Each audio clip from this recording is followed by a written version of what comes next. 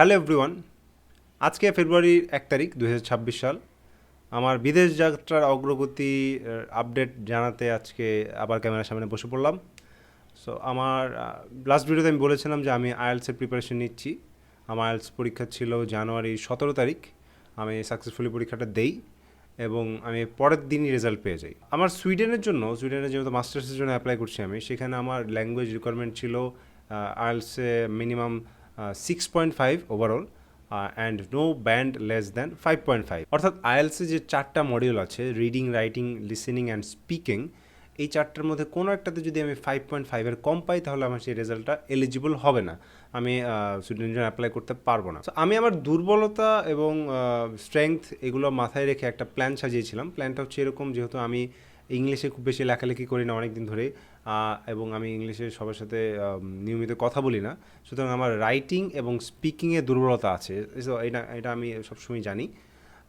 এই জন্য আমি আমার যেই স্ট্রেংথ দুইটা আছে, যেমন রিডিং অ্যান্ড লিসেনিং, এই দুইটাতে অনেক বেশি জোর দিয়েছি, অনেক বেশি ফোকাস করেছি। আমি আমার মূল যে প্র্যাকটিস করেছি আমি মূলত এই দুইটার উপরেই প্র্যাকটিস করেছি। আমি লিসেনিং টেস্ট দিয়েছি অনেকগুলো, আমি রিডিং টেস্ট দিয়েছি অনেকগুলো, আর যে স্পিকিং আর রাইটিং আছে, রাইটিং আমি সবচেয়ে কম দিয়েছি।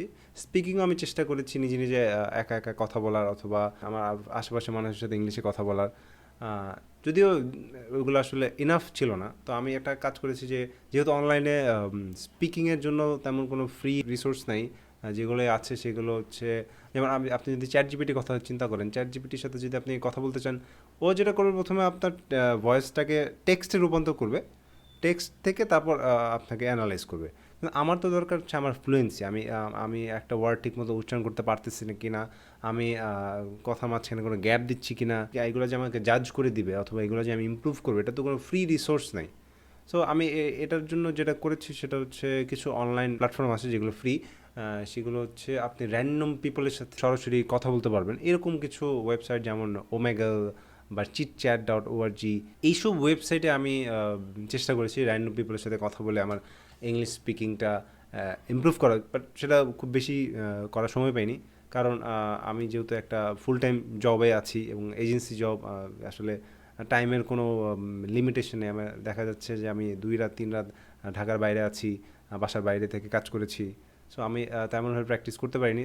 যদিও আমি প্র্যাকটিস শুরু করেছি আইএলসের নভেম্বরের শেষের দিক থেকে, অথবা বলা যেতে পারে ডিসেম্বরের শুরুর দিক থেকে।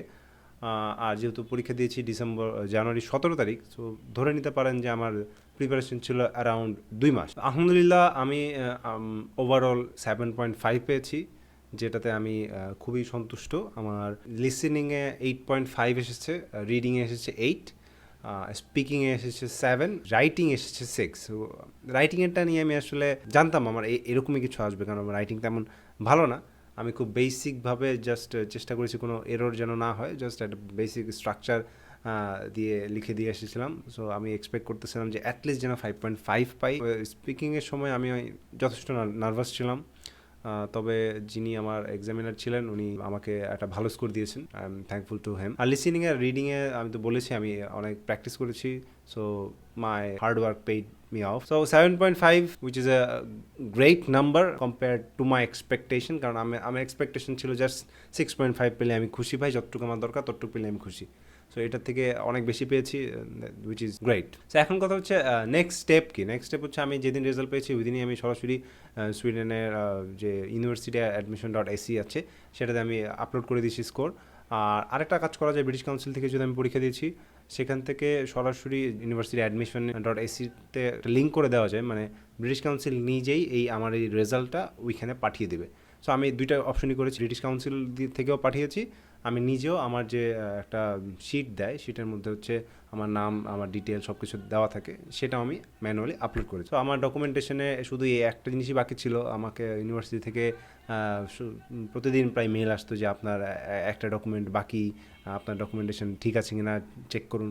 সো এই একটা ডকুমেন্ট পাওয়ার পর, আপলোড দেওয়ার পর আমার প্রসেস কমপ্লিট হয়েছে। সো আমি আমার ইউনিভার্সিটি অ্যাডমিশন কবে, আমি অ্যাডমিটেড হয়েছি কিনা এটা রেজাল্ট আমি পাবো হচ্ছে মার্চের 26 তারিখ। তবে আমি যে আরেকটা স্কলারশিপের কথা বলছিলাম, সেই স্কলারশিপের অ্যাপ্লিকেশনের স্টার্টিং ডেট হচ্ছে ফেব্রুয়ারি 9 তারিখ।